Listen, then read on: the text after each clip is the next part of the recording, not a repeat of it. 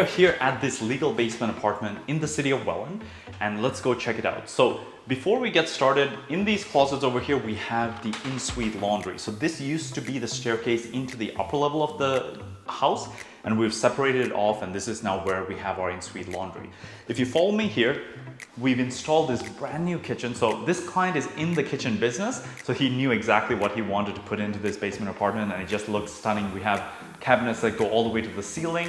I believe this is quartz countertop, and yeah, it just looks stunning. The appliances we actually saved from the upper unit, so they're not brand new, but they still look decent, and it still looks like an awesome kitchen. If you come over here, this is the living space, and one of the things you'll notice with the flooring of this property, we've gone with the vinyl plank flooring. So this is something we recommend on every single rental property that we do, just because it's a much more durable product, it's waterproof, and especially in a basement, if there's any leaks or just general wear and tear from the tenant, it is the better product to have. So it costs a little bit more, the labor is the same, so I always recommend let's get it done. You can see here the windows in this level are just huge and let in a ton of natural light, and one of the best parts about this level of the basement is you have these incredible ceiling heights. So I'm 6'3", the tip of my finger is probably closer to 8 feet.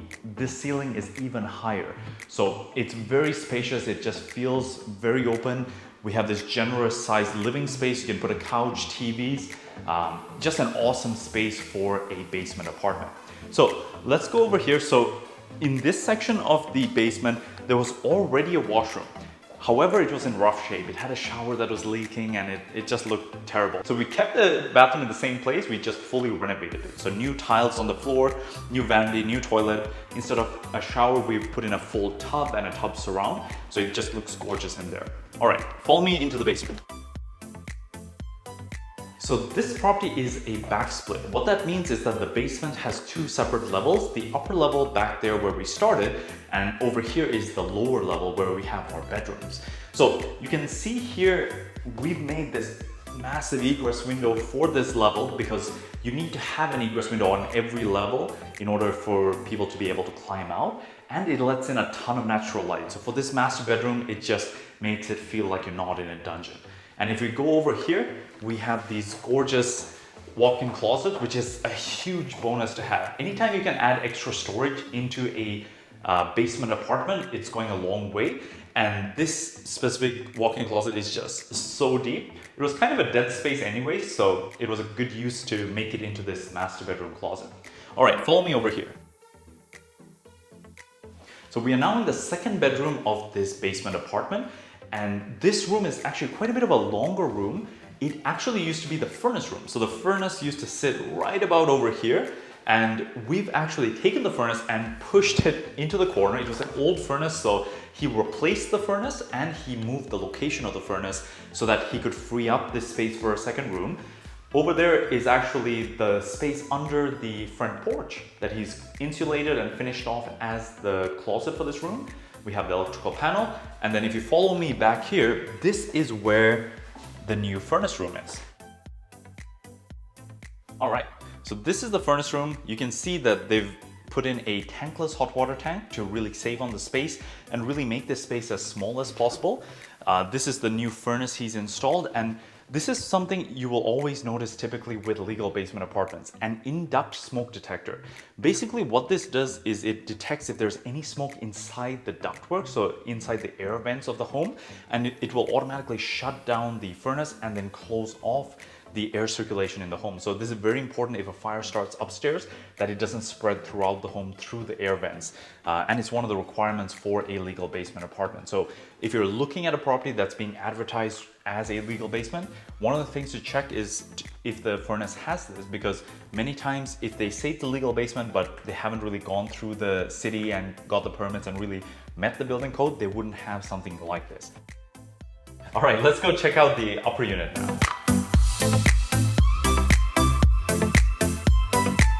Hey guys, we're in the upper level of this duplex. Check out this gorgeous kitchen.